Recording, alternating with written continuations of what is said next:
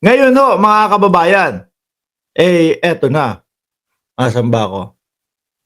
Eto, mga bossing, asan ba ako? Eto, nagsalita din po, no, ang PhilConsa, mga kababayan. Ito yung sinasabi ko sa inyo, no?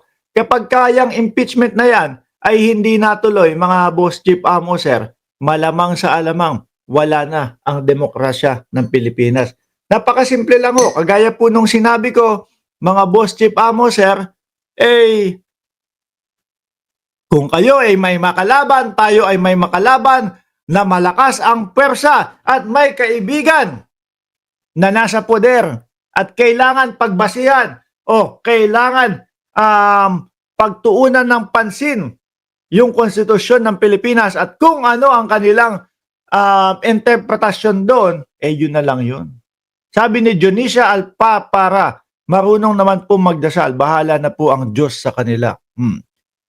Anong balita to? The Senate decision to return the impeachment complaint against Vice President Sara Duterte to the House of Representatives may constitute a grave abuse of discretion according to the country's old constitution. Biruin mo ha, sila yung nangangalaga ho, mga bossing, ng konstitusyon ng Pilipinas. Sila ang nag-i-interpret. Sila lahat yan.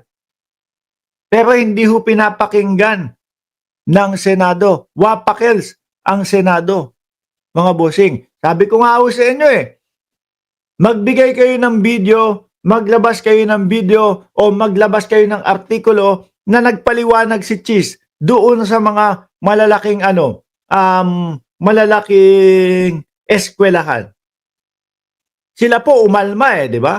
Una, tayo-tayo lang. Mga government supporter. Sumunod mga kababayan, umpisa na pong nagsilabasan yung mga malalaking mga universidad. Ano po, pinansin ba ng Senado? Hindi. Hindi nga sila sumasagot dyan Sumunod po yung mga simbahan na po. Di ba? Sinagot nila? Hindi. Kasi po, pag sumagot po sila, mga boss chief amo, sir, ang mangyayari po dyan, mga kababayan, kailangan nilang explain lahat. At lahat po yan, iisa lang po ang sasabihin. Sige nga, ano ibig sabihin sa inyo ng shall forthwith? Ganun lang kasimple at ganun lang kadali. Matatahimik na po yung mga yan. Kaya hindi sila sumasagot. Ika nga, sabi, kapag sa showbiz, huwag mong pansinin hanggang mamatay yung issue na yan. Biruin nyo yung nangangalaga, nag-iinterpreta, sila din yung, kumbaga, karamihan dyan talagang nakapokus sa konstitusyon ng Pilipinas, umaalma sa nakikita sa ginagawa ng Senado, mga bossing. Tayo pa kaya na mamamayang Pilipino?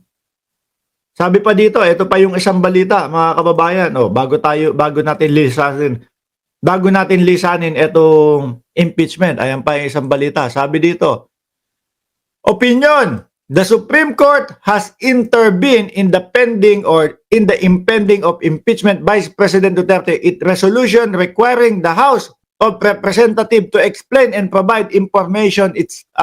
Is a classic. It is being both innocuous sounding of and being profound at the same time. The SC and Sara's impeachment innocuous because the resolution sounds like a perfunctory clerical move done just so that complainant before the High Court cannot complain later. They were not properly attended to. Lahat po yan, mga kababayan.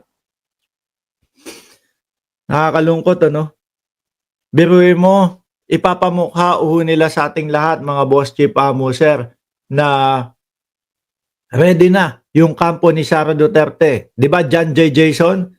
Ready na yung kampo ni Sara Duterte. Meron na kaming 16 na magtatanggol para sa vice-presidente. Tapos ganun lang ang sasabihin, ganun ang gagawin. Tapos makikita pa natin, bukod sa 16 na manananggol sa vice-presidente, may 18 pa isama mo pa si Chis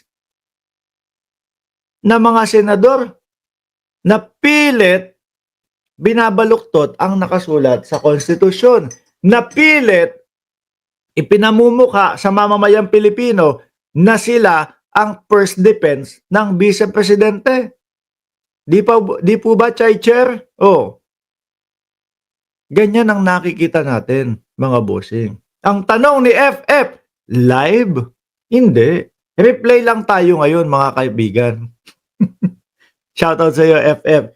Anyway, mga bossing, dumako na tayo dito kay Amy Marcos, mga kababayan. Ito po ay patungkol, mga boss, chief, amo, sir, no? Doon sa pagkamatay nung tanto ko. Naku, pinipilit ng mga DDS talaga Pinipilit ng mga DDS na kasama ang ating unang ginang, may kinalaman ng ating unang ginang sa pagkamatay po nitong tanto ko. Sarap umigop ng kape. Ngayon, si Amy Marcos, mga bossing, nagpapasiklab na naman sa mga DDS. No? Madali yatang mabuyo itong si Madali atang mabuyo talaga itong si Amy Marcos, no? Mga kababayan. Kagaya niyan, si Harry Roque, inuudyukan siya. Nako, Amy Marcos, ngayon ka magpasikat sa amin. Ngayon mo ipakita at sabihin na ang iyong kapatid ay gumagamit ng ipinagbabawal na gamot. Anyway, buhay pa ba si Roque? Tarages yan Walang balita dyan Sabi ni Remy Cereza Post, naturingan pa naman siyang leader ng kanilang church. Si Joel Villanueva, si Boss Dila, no? Sabi ho dito sa balita ng politico.com.ph, mga kababayan, Amy Marcos dares Malacanang to clarify First Lady's role in Tantocos death. Alam nyo ho, mga bossing, nakakalungkot dito sa gobyerno natin, nakakalungkot dito sa mga senador natin, palapatol. Pinapatulan na lahat ng chismis, mga kababayan. Pinapatulan na yung kahit walang kakwenta-kwentang mga chismax. Kahit alam naman nila na hindi totoo, papatulan nila para makapanira ng tao. Papatulan nila para lang magkaroon ng issue, para lang bumagsak ang ating gobyerno. Amy Marcos, kailangan pa bang magpaliwanag ng Malacanang dyan? Meron ba kayong naipakitang ebidensya? Pinapakita ho ng mga DDS, mga kababayan, alam nyo kung na ebidensya? Simple lang. Pinapakita nila, sasabihin eto yung bago mamatay si Tantoco, nagsasayaw ko ang First Lady.